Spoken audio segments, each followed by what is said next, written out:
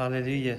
Et j'ai un message aujourd'hui qui va pourtant tellement bénir, qui pourrait tellement bénir tellement de personnes. Pourquoi? Parce que j'ai demandé à Dieu vraiment que cette maison soit une maison de miracle. Alors le Saint-Esprit m'a dit, il faut que tu enseignes alors ce qui empêche au miracle, au surnaturel de venir dans cette maison. Donc cette semaine, j'ai vécu des choses incroyables. Je suis sorti cette semaine pour faire pour faire un petit retour. Je suis sorti dans la rue ces 2 dernières semaines. J'ai littéralement prêché en one-to-one à plus de 30, même 40 personnes, l'évangile en moyenne 5 à 10 minutes. C'est juste extraordinaire ce qu'on vit. Et ces 2 dernières semaines, j'ai vu 5 personnes notamment qui ont fait une décision pour Jésus. Et 5 personnes, écoutez bien, qui ont été visitées du Saint-Esprit en pleine rue.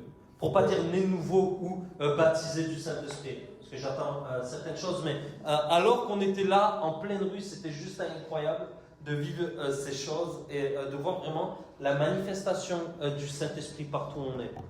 Et une des choses, je me rappelle quand je me suis converti, et ça me rappelle sans cesse vraiment ces moments, mais quand je me suis converti, que j'étais... en plus, j'ai jamais raconté mon témoignage vraiment, je crois, ici. Ça ne sera pas ce soir, mais vraiment, j'étais dans une vie un peu décalée, coupée, décalée.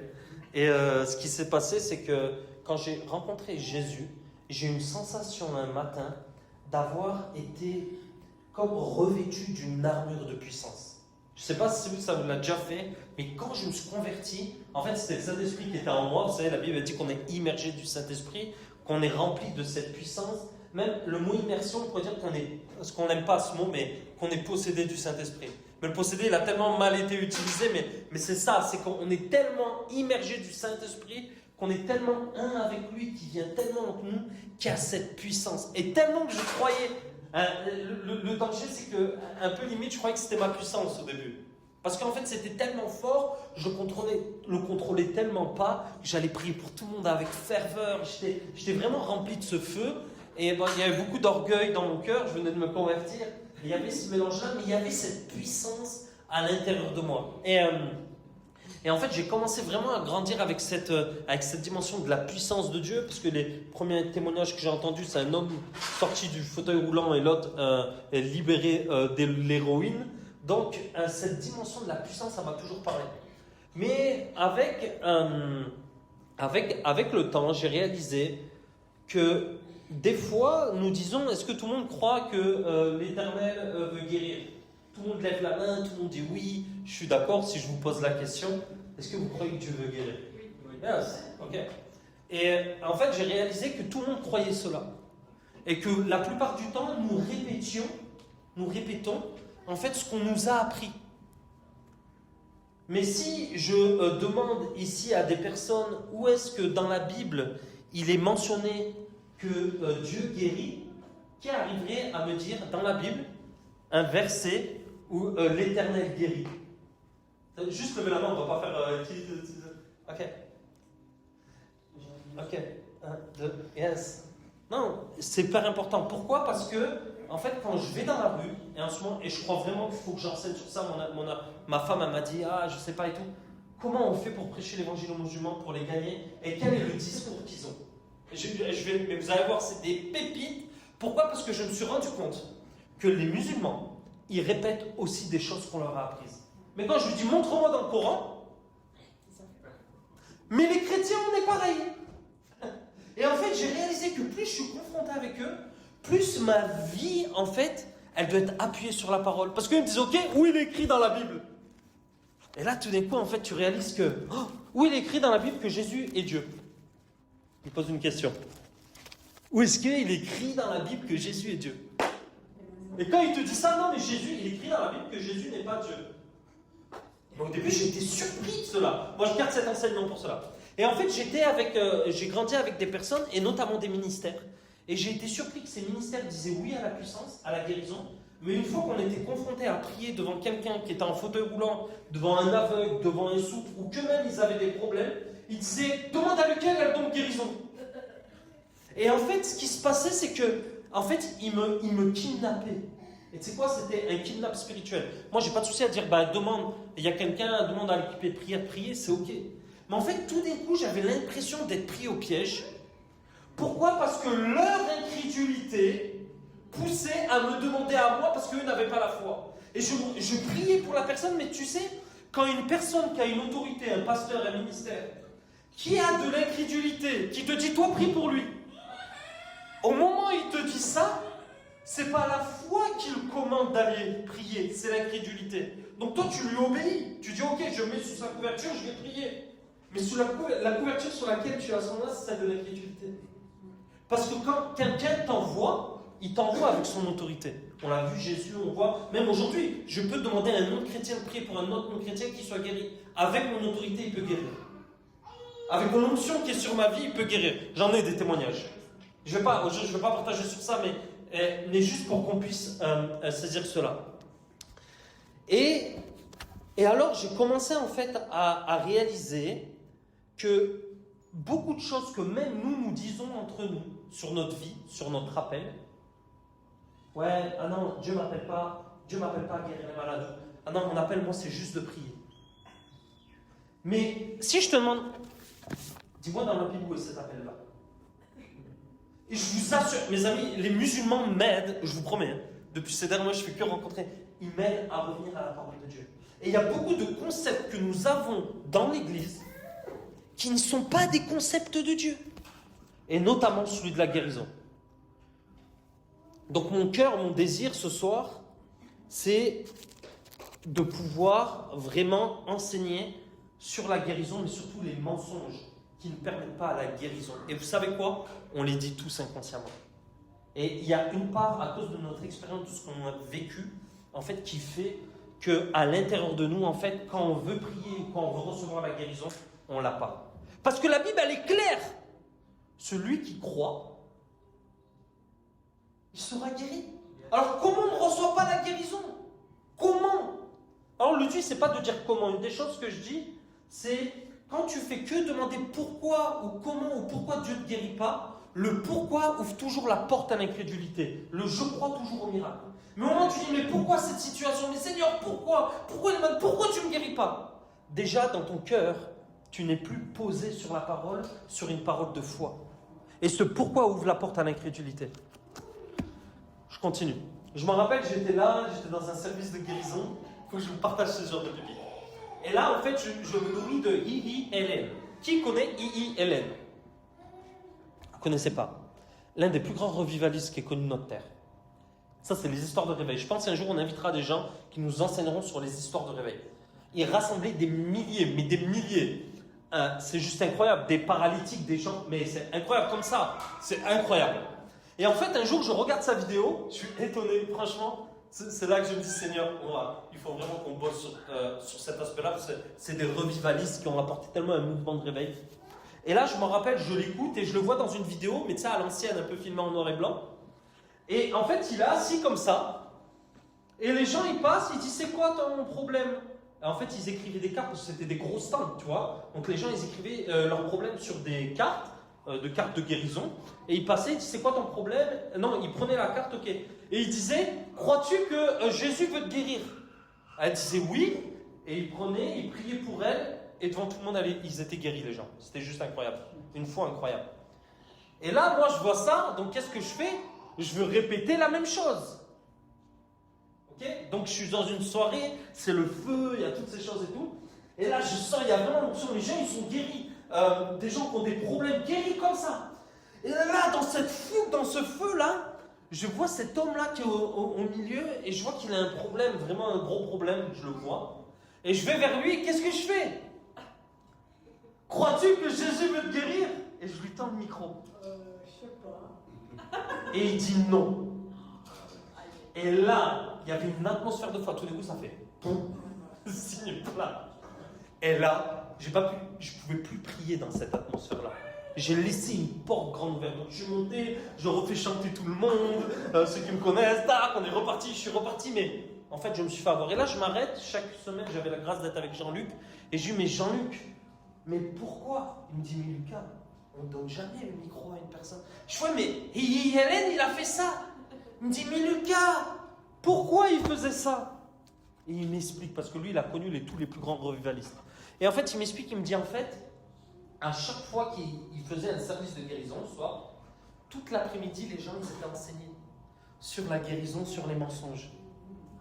Et en fait, quand ils arrivaient le soir, toutes les personnes qui se présentaient, c'est les personnes qui devaient avoir fait la formation.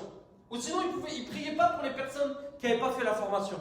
Pourquoi? Parce qu'ils savaient qu'il avait un plus gros taux quand il enseignait les gens. Et là, j'ai dit, tu vois, on répète des choses que les autres font sans comprendre et connaître vraiment. C'est bon ou pas? Ok, je continue. Ok. 1 Pierre 2,24. Il dit, lui qui a porté lui-même nos péchés en son corps sur le bois, afin que, morts au péché, nous vivions pour la justice, lui par les meurtrissures duquel vous avez été guéris. Donc là, c'est Pierre, celui sur lequel il va poser l'autorité de la première église, qui va être responsable. Donc là, on voit, est-ce que vous avez vos Bibles? Alors à chaque fois, on demande, amenez vos Bibles et vos carnets. Parce que là, en fait, c'est là, je vous assure, chaque samedi, moi, personnellement, je fais tout pour que ça soit comme un samedi de formation. Dans le sens qu'on ne doit pas venir à l'église, cette fois, c'est, ok, c'était cool. Non, on doit apprendre quelque chose. Ok? S'il vous plaît, la prochaine fois, venez avec vos Bibles papier. Papier. Parce que c'est important, la Bible papier. Je vous assure que c'est hyper important. Donc, là, on voit que Jésus a fait deux choses. Et ça, c'est hyper important. Il a payé le prix pour nos péchés, on le sait. Donc, si tu crois que Jésus est mort, ressuscité, et tu crois à son sacrifice, tu es sauvé. Au même équilibre, si tu crois que par ses meurtrissures qu'il a eu à la croix, en fait, qui s'est passé à la croix, tu es guéri. Donc, si quelqu'un, quand je prie avec toi, est-ce que tu vas recevoir Jésus comme Sauveur et Seigneur? Et que la personne dit oui, qu'elle se repent. Jésus n'a pas dit faites une prière de repentance, il a dit repentez-vous. Qu'elle se repent, est-ce que vous croyez qu'elle est sauvée? Oui ou non? Oui. Oh. Non, c'est pas une question piège, je ne peux pas dire. Si je commence à faire des questions pièges alors qu'on n'est même pas fait, ça va. Ok. À combien plus forte raison, quand je prie pour un malade, il doit être guéri? Parce que ça équivaut à ça à la croix. Ok? Je continue. Il y a deux aspects qui sont importants et qu'on néglige souvent. Quand on prie pour les malades, on s'attend à ce qu'ils soient guéris de suite. Les plus gros, j'ai vu des miracles, donc c'est la différence entre guérison et miracle. Guérison, c'est thérapio, quelque chose comme ça, peut-être en grec. Et le miracle, c'est siménéo, je crois, c'est séméion. Bon, bref. Le miracle, c'est instantané. La guérison, par sa nature, elle est progressive. Donc, en fait, quand on prie pour un malade et qu'on prie pour lui, la guérison peut mettre 3, 1 semaine, 2 semaines. C'est OK. Mais des fois, on veut tellement de l'instantané qu'on oublie qu'en fait, la guérison, c'est quelque chose de progressif. La guérison n'est jamais instantanée, sinon c'est un miracle. D'accord? Donc, quand on prie pour les personnes, en fait, et on l'a vu à l'IMG ou nos soirées, la semaine d'après, les personnes ont été guéries. Le vendredi d'après. Parce que quand on a prié, il y a un dépôt qui a été fait, et le temps qu'elle soit guérie, il y a une action du Saint-Esprit. C'est comme ça. Ok? Je continue. Jésus a pris nos infirmités et s'est chargé des maladies, Matthieu 8, 16, 17. Le soir venu, on lui amena, mes amis, vraiment, ça c'est un texte qui me défie. On lui amena beaucoup de démoniaques et il chassa les esprits par sa parole et il guérit toutes les maladies par sa parole. On peut guérir par la parole, les amis. Il est la parole, mais par la parole même qu'il a dite. La parole logos, qui est la parole écrite. Afin que s'accomplisse ce qui avait été énoncé par Ésaïe. Donc là, on voit, même pour les musulmans, pour tout le monde, on voit que là, Jésus annonce quelque chose qui avait été prophétisé par Ésaïe. Et qui dit, il a pris nos infirmités et il s'est chargé de nos maladies. Parce que les musulmans ne croient pas que Jésus est mort, ils croient qu'il est monté au ciel. Donc là, ça prouve textuellement, parce que je ne vais pas enseigner maintenant. Je te promets, je pourrais partir enseigner sur ça tellement que ça boue à l'intérieur de moi. Mais je ne vais pas faire sur ça. Donc là, on voit concrètement qu'il y a beaucoup de démoniaques. Et c'est fou ça, mes amis. Les démoniaques. Je ne sais pas à quel point tu appelles une personne quand il rentre ici un démoniaque. Genre, lui, c'est un démoniaque. Lui, c'est un démoniaque. Lui, c'est un démoniaque. Venez les démoniaques, on va vous chasser. Non, on va pas par long, on va faire un beau parcours d'adoption, Isaïe, il faut que tu passes par la chaîne, tes 10 rendez-vous. Non, Jésus l'est libéré. Et on doit revenir à la parole. Pas que les autres sont... C'est mauvais tout ce qu'on fait. Nous, on fait avec ce qu'on a. Avec notre foi. Mais Jésus, il est libéré, les amis. Les démoniaques, il est libéré. Ok? Mais quand on oublie cette parole, on n'y a pas notre foi qui est attachée, donc on ne le vit plus. Parce qu'on ne s'y attend plus. Je continue. Est-ce que Dieu utilise certains moyens pour guérir? Oui, la médecine. C'est vraiment important. On ne dissout pas la médecine. La médecine est bon pour le corps. Il y en a, ils disent non, le médecin, je veux pas. Non. Après, il y a beaucoup de trucs autour, mais les médecins, mes amis, ça fait partie. Il y en a, quand ils vivent le surnaturel, tous les ministères de guérison, des gens qui font vraiment que ça, en fait, la plupart du temps, ils sont tellement radicaux pour Jésus. Radicaux ou radical? Radicaux. C'est un truc, je sais pas à qui je l'ai dit la dernière fois, non, je comprends pas. Et en fait, on marche avec la médecine, avec les médecins, parce qu'on veut qu'ils confirment ce qui se passe là. Donc c'est hyper important, ok? Quand tu vois notamment mon beau-papa qui a sur son dossier miracle inexpliqué, ça fait du poids. Ton papa. Est-ce que les guérisseurs, les magnétiseurs, peuvent guérir?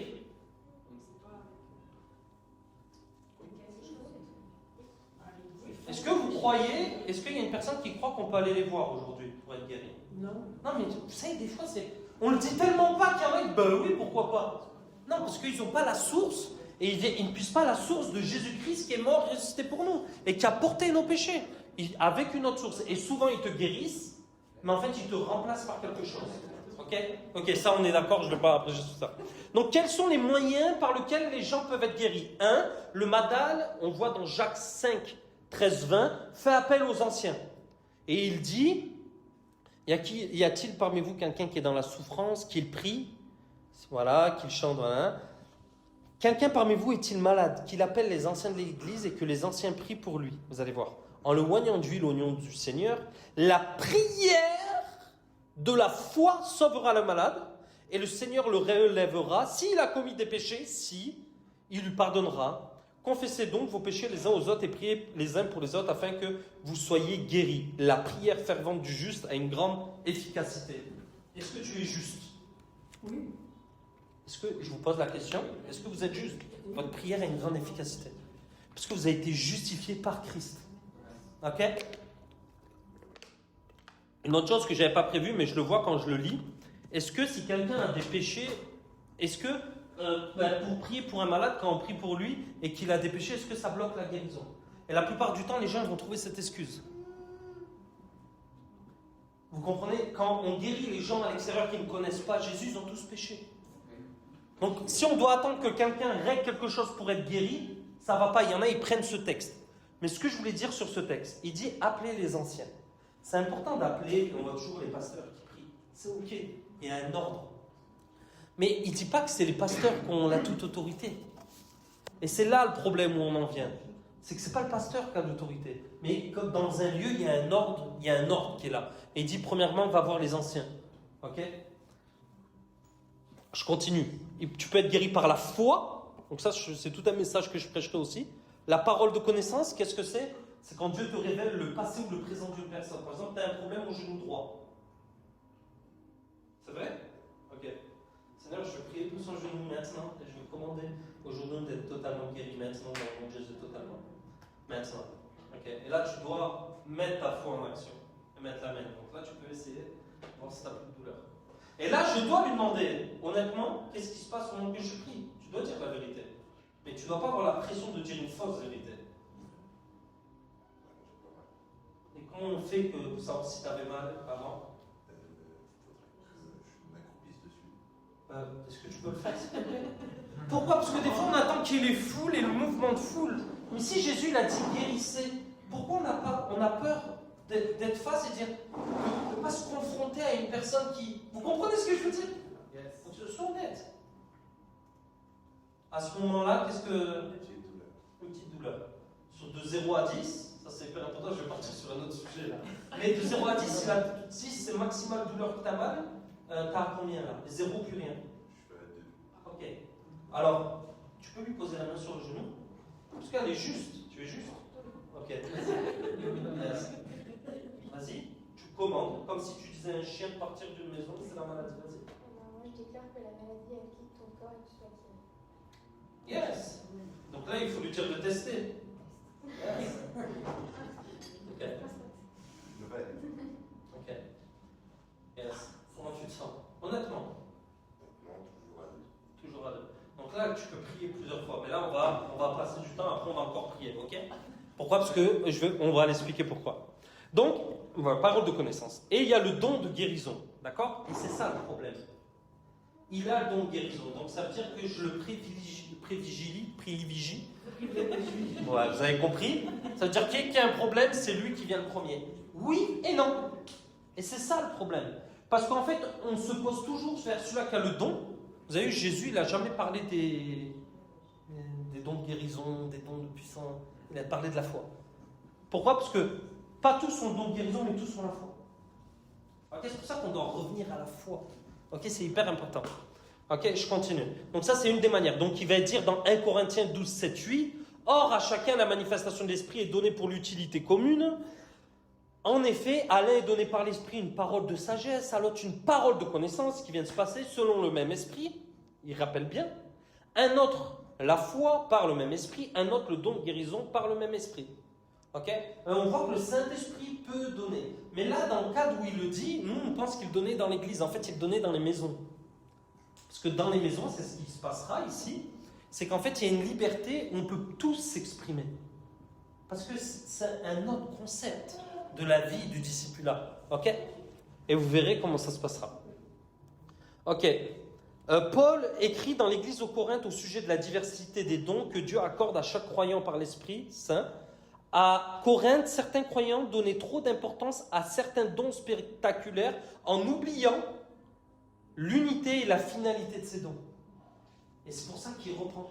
Parce que on n'est pas. Nous ici, on veillera à ça, mais après, ça n'empêche qu'il y a des gens qui ont des dons, et il faut les honorer. Mais quand ça devient trop spectaculaire, en fait, c'est pour ça qu'il a mis cette ordre-là. Parce que ça devenait trop. Oh, l'homme de Dieu.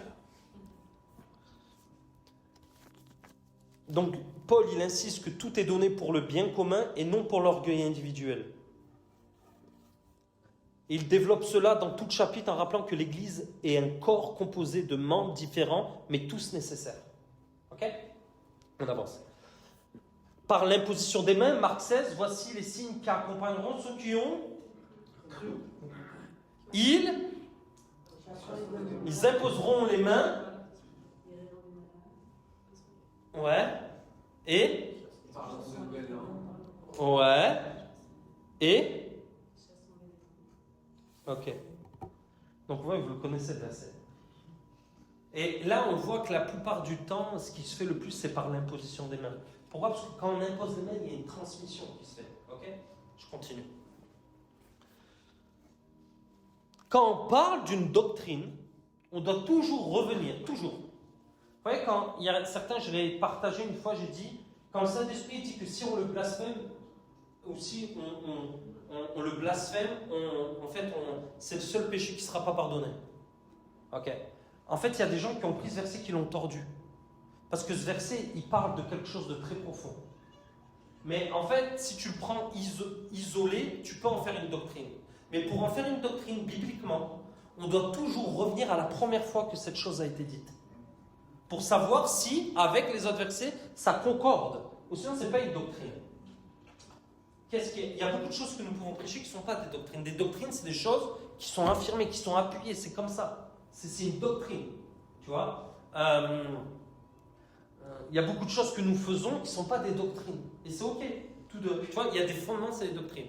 Et la première fois que la guérison est utilisée, vous savez quand c'est? Vas-y, on n'est pas énorme, hein, donc on profite. Hein. Avec le blasphème. Non, la guérison, la première fois que la mention de la guérison est utilisée dans la Bible. C'est la première fois, Dieu il se présente comme celui qui guérit. Ouais, je vais te le dire. Je vais te le dire. Dans l'Exode, je suis Dieu qui guérit. Exactement. Exode 15, 26. Et là, en fait, c'est important de revenir à ce fondement parce qu'il dit: si tu écoutes attentivement la voix de l'Éternel, ton Dieu, si tu fais ce qui est droit à ses yeux, c'est l'Ancien Testament, si tu prêtes l'oreille à ses commandements et tu observes toutes ses lois, je ne frapperai d'aucune maladie dont j'ai frappé les Égyptiens Car je suis l'Éternel qui guérit. Et là, c'est un nom de Dieu qui veut dire Jéhovah Rapha. Jéhovah Rapha et en fait, c'est par son caractère, par sa nature qui guérit. Donc quand on dit, est-ce que c'est la volonté de Dieu de guérir? En fait, c'est même pas sa volonté, c'est sa nature. Tu comprends? C'est sa volonté, mais c'est sa nature.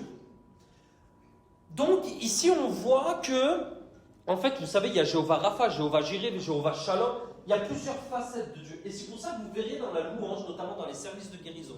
Ça, c'est une des choses qu'on a beaucoup travaillé avec Jordan. En fait, qu'il y a des chants qui sont sélectionnés. Pourquoi? Parce qu'il y a des chants, quand tu veux couler dans la guérison, qu'il ne faut pas utiliser. Et ça, c'est que c'est une folie. Ça, c'est un autre truc, je ne vais pas rentrer encore non plus. Mais juste pour que vous soyez attentifs qu'on peut activer des facettes de Dieu. Et on peut aussi les désactiver. Ok? Si je peux dire comme ça. Ok? Donc, j'aime bien ce que le verset il est donné après la traversée de la mer Rouge à Mara. Et lorsque Dieu révèle Israël qu'il est celui qui guérit, restaure et protège, hein, donc c'est la guérison pas que physique, hein, c'est toute la guérison, la santé on va dire même. Cette parole montre que Dieu se présente comme celui qui guérit en réponse à l'obéissance et à la confiance en lui. Ça c'est Exode. En réponse à l'obéissance et à la confiance. Et ça c'est vraiment deux moteurs. Donc j'aimerais qu'on parle des mensonges qui bloquent la guérison. Si la Bible dit vous connaîtrez la vérité et la vérité vous rendra, ça veut dire que si la vérité libère, il existe des mensonges qui... Vous voyez le jeu de mots? C'est dommage quand même, les gens ils loupent vraiment. Bon, pour moi c'est un des... Si la vérité libère, le mensonge emprisonne. Donc si, il se peut que si nous n'arrivons pas à recevoir la guérison ou voir des malades guéris, c'est parce qu'il y a des mensonges qui emprisonnent la foi qui libère, la vérité qui libère. Ok? Le premier mensonge, la maladie vient de Dieu. La maladie, et ça c'est une chose qui est importante, n'est pas une punition de Dieu. Ok? Ce sont nos souffrances qu'il a portées, ce sont nos douleurs dont il s'est chargé. Le châtiment qui nous donne la paix est tombé sur lui, c'est par ses meurtrissures que nous sommes guéris. Qui a été puni pour nous? Ok. Donc, le châtiment qui est tombé sur nous est retombé sur lui. Ok? Je me rappelle de cette histoire. Et j'aimerais vous la raconter. Il y a 2-3 ans, je me suis retourné le genou au ski. Et quand je me suis retourné le genou au ski, avec Vincent, on était... Quand je me suis retourné le genou au ski, vraiment mon genou, il a fait... J'entends encore le craquement. Ok? Et justement, ce craquement a amené en moi une... Tu sais, si tu priais pour moi et tu me disais, vas-y, teste si t'es guéri, il y avait une appréhension. Parce qu'il y avait une crainte. Et d'ailleurs, je suis tombé ce jour-là, parce qu'au moment où je glissais, j'ai dit, je vais me faire mal. Et en fait, j'avais pas la certitude. Vous comprenez? Dans mon cœur, il y a eu cette pensée-là. Et au moment où j'ai eu cette pensée-là, j'ai tourné mon genou, il a fait crack. Ok? Je continue. Et là, j'arrive à l'église, j'ai la tête, toutes ces choses. Et au moment où j'arrive à l'église, au Gospel Center Annecy, on se met en petit groupe et on prie les uns pour les autres. Et là, une personne qui est en face de moi, qui me dit, Lucas, je ressens que tu t'es fait mal au genou. Pourquoi? Parce que tu as du mal à te soumettre à Dieu. Combien de fois on a dit aux gens quand tu as un problème au dos, c'est que tu portes trop de charge. Vrai ou pas? Hein? Et en fait, quand quelque chose arrive à quelqu'un, qu'est-ce qu'on pense? On pense que c'est Dieu qui va utiliser ça pour lui parler. Et c'est ça la folie, c'est qu'à chaque fois Dieu utilise cela pour sa gloire. Et on pourrait faire vite un raccourci que Dieu a permis. Mais non, Dieu n'a pas permis. La punition, les personnes qui disent ça, moi c'est une des choses, et je pense qu'il est aussi lié au New Age. Ça c'est une des choses qu'un jour ma maman m'avait donné, ça s'appelle le Dicodémo, M-A-U-X. Il y a un Dicodémo qui dit que si tu as mal au coude, c'est que, si tu as mal au dos, c'est que tu portes trop de charge. Et ce Dico, il n'a pas si tort que ça, ce Dico. Parce que c'est vrai, des fois quand tu te sens lourd, que c'est vrai. Mais au moment où tu pries pour une personne, si l'excuse c'est la conséquence, qu'est-ce qui se passe? En fait, tu perds ta foi à ce moment-là. Parce qu'en fait, tu es en train de lui dire que le problème c'est lui.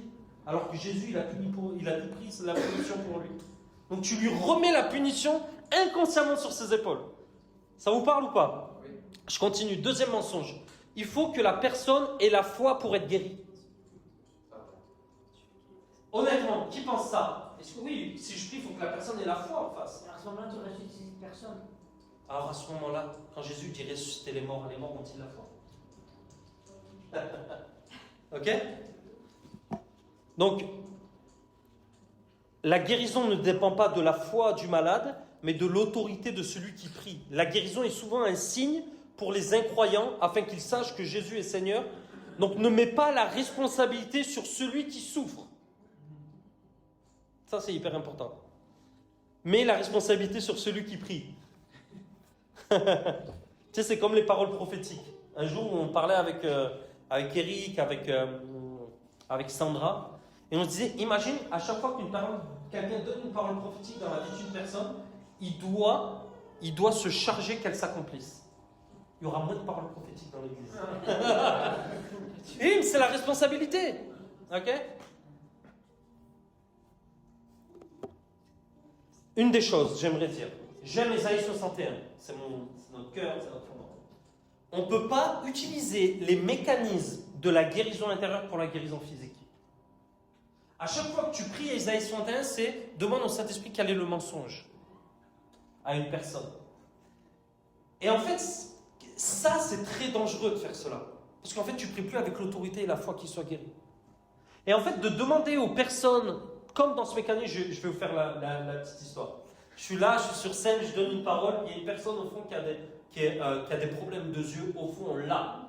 La personne, elle ne lève pas la main une fois, deux fois, trois fois, elle lève la main. Il y a tellement de monde que je dis à un équipier de prière, va prier. Et au moment où il va prier, bien formé d'Ésaïe, il arrive vers lui, il dit, monsieur, oui, je peux prier pour vous, oui. Et il dit, je prie. Et vous savez ce qu'elle fait, le P?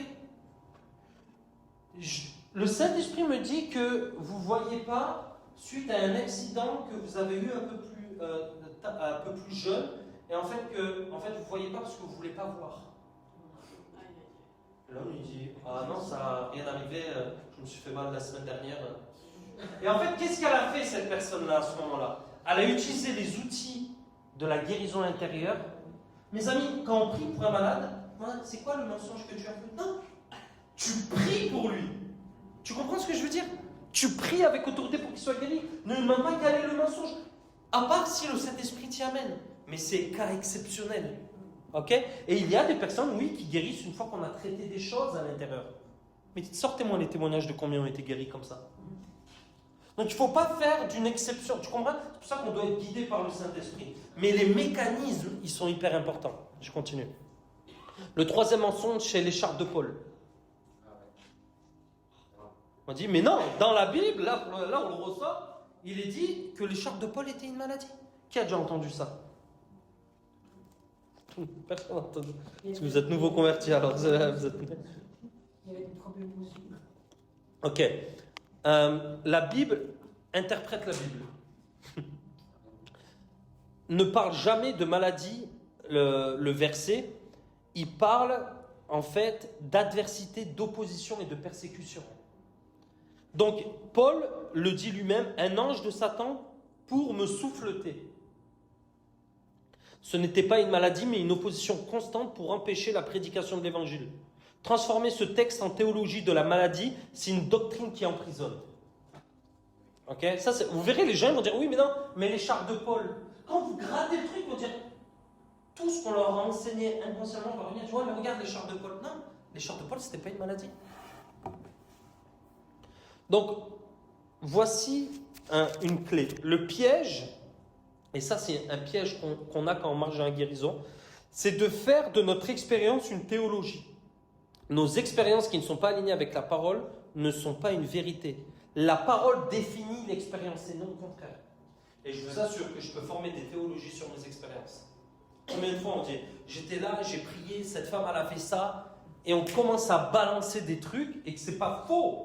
Mais arrivé un moment, ça glisse rapidement. Comme une personne, j'ai prié pour une personne, 10 fois, elle n'a pas été guérie. Et cette personne, grâce à cela, elle a réussi à trouver un travail.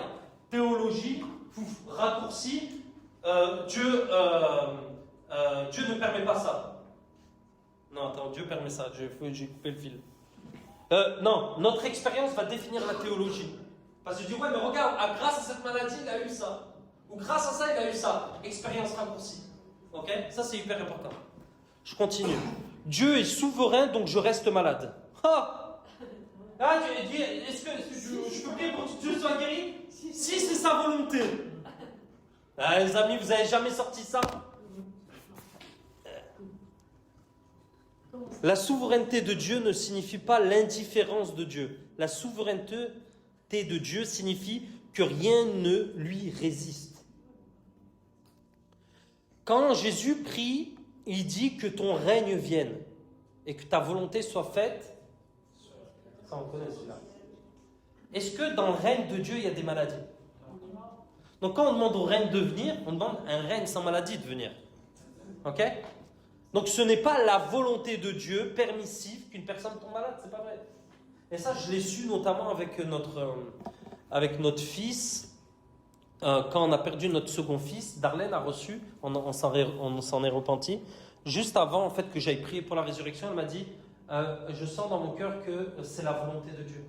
Et c'est venu tac au tac comme ça. Et en fait, quand je suis allé prier, il y avait une partie dans mon cœur qui disait pourquoi? Parce que j'ai grandi avec des personnes autour comme ça qui disaient mais Dieu l'a permis. Comme il est le grand juge de tout, Dieu permet. Non, Dieu ne permet pas ça, les amis. C'est un gros mensonge. Donc on a dû se repentir. Et notamment, c'est parce que c'est tout lié à des craintes et des expériences de personnes qui ont prié pour des malades qui n'ont pas vu le miracle. Ils se sont sentis impuissants et inconsciemment, ils nous ont injecté cela. Et ça, c'est hyper important. C'est pour ça que je le dis, mais on s'en est repenti parce que ce n'est pas la volonté de Dieu. C'est pas vrai. Un enfant qui part, quelqu'un qui est malade, ce n'est pas la volonté de Dieu. Je continue. Le 5e mensonge, Dieu peut guérir, mais je ne suis pas sûr qu'il le veuille. Matthieu 8,3 qui dit, Jésus étendit la main, le toucha et dit, je le veux, sois pur. Aussitôt, il fut purifié de sa lèpre. Donc Dieu ne veut pas seulement pouvoir guérir, il veut guérir. Croire que Dieu ne peut pas guérir n'est pas suffisant. Croire que Dieu peut guérir n'est pas suffisant. On doit croire qu'il le veut. Ok. Mensonge ou vérité, je dis que ta volonté soit faite, c'est un mensonge ou une vérité par rapport à notre situation, c'était un mensonge. Mais vous savez, je me rappelle quand il est arrivé cela, j'étais avec...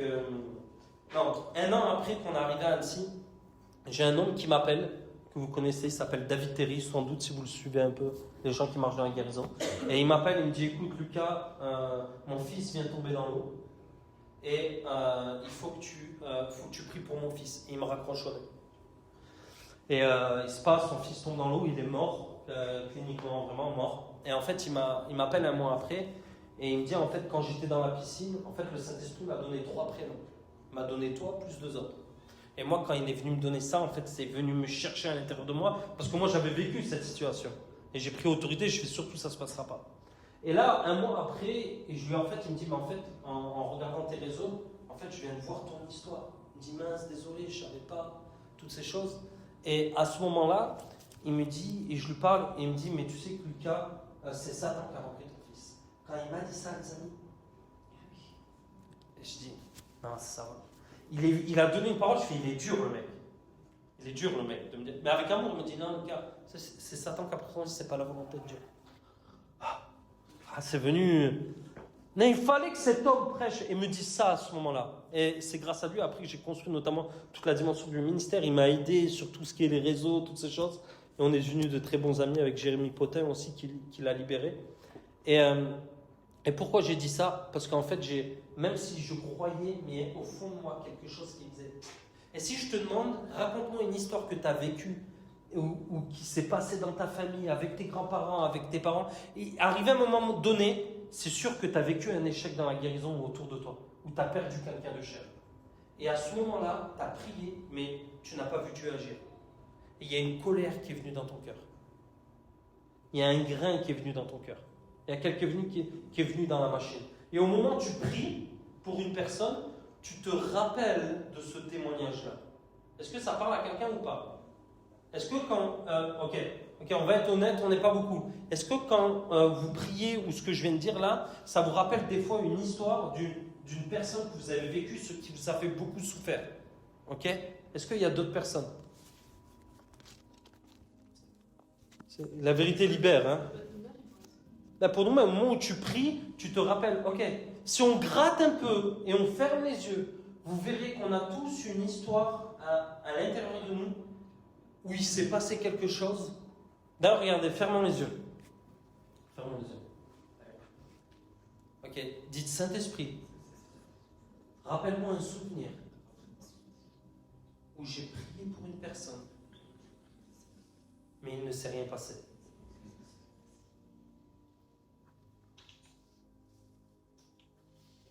Ok, est-ce qu'au moment où on prie, on vous demande au Saint-Esprit, vous avez une histoire qui remonte? Ok, juste l'été, on n'est pas beaucoup, mais que je sois avec moi, ok. On est passé de 1 à 5. Ok? Et en fait, cette histoire-là, qui est souvent liée à une perte, il y a de la colère qui est venue à l'intérieur de nous, et il y a un pourquoi? Et quand vous priez, il y a un oui, non, je sais, mais pourquoi Dieu? Ouais, mais pourquoi Dieu a permis ça? Pourquoi Dieu a permis ça? C'est pas vrai à ce moment-là. Okay? Pour moi, la personne, c'était une jeune qui avait tout le temps mal à la tête. Et puis au travail, tout le monde se moquait d'elle, parce qu'elle moquait tout le monde. Puis c'est vrai qu'elle avait une tumeur. Donc j'ai prié, j'ai pas honte, hein. Elle n'a pas été guérie, mais elle s'est convertie. Okay.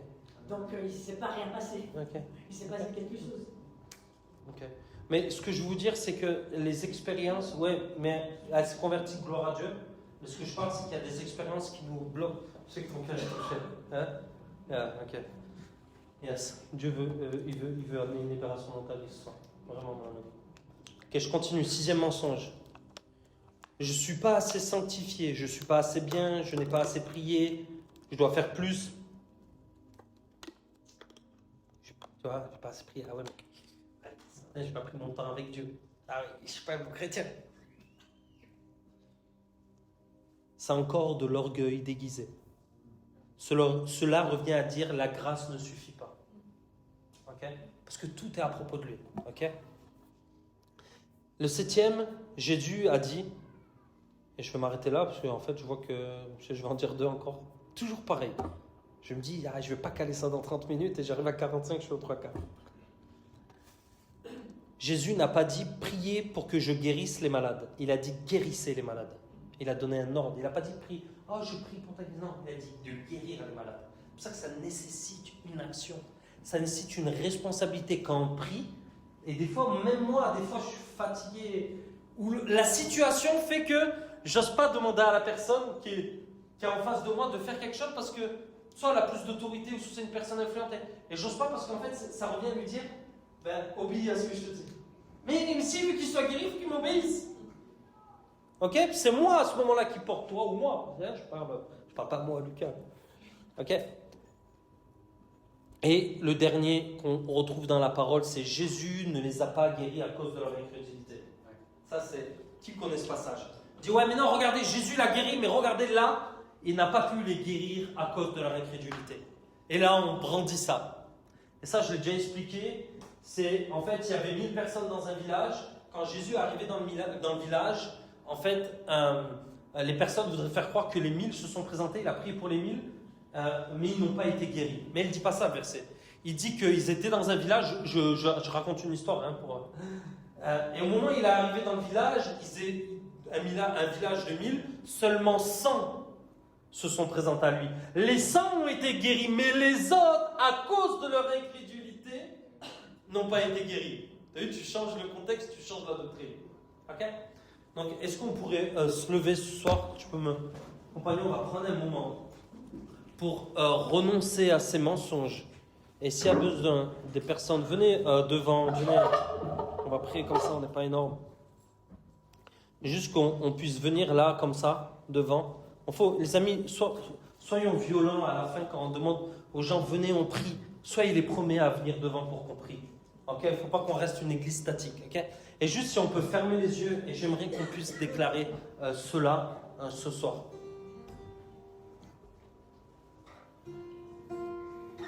Seigneur, si on peut répéter ensemble, Seigneur, je renonce maintenant aux mensonges qui disent que la maladie vient de Dieu ou que Dieu refuse de me guérir. Je renonce aux mensonges que je ne suis pas digne. Je déclare que je suis enfant de Dieu. Que Jésus a acquis ma guérison à la croix. Je déclare que Dieu peut et que Dieu veut me guérir. Je déclare que je suis un ambassadeur de Christ, appelé à imposer les mains aux malades et à détruire l'œuvre du diable. Et maintenant, nous voulons prendre autorité. S'il y a des personnes dans ce lieu qui ont besoin d'une guérison, juste levez la main. Là où vous êtes, bougez juste la main que je sache. Ok. Juste, ce qu'on va faire, on va se mettre, juste ouvrir les yeux. Y a-t-il quelqu'un qui a besoin d'une guérison? Ok. Juste mettez-vous à côté des personnes. Si tu peux te mettre, Pauline, avec Natacha. Rosette, tu peux me mettre avec madame. Y a-t-il d'autres personnes? Sacha, si tu peux te mettre ici.